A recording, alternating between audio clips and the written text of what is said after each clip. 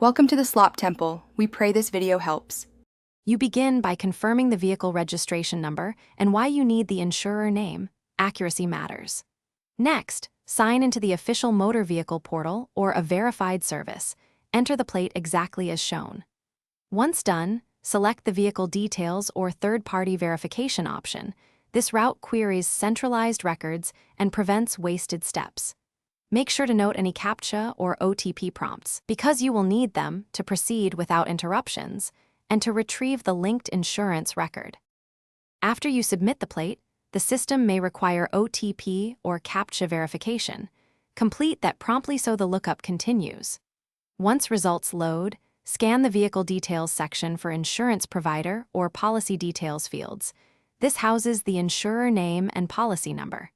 If the portal returns multiple entries or unclear names, copy the policy number and insurer text. Then cross-check by calling the insurer's public helpline or using their official verification tool. Finally, confirm by contacting the insurer directly with the policy number and vehicle details.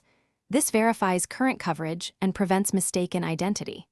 If the portal shows no insurer, it may be due to a recent transfer, policy lapse, or data lag.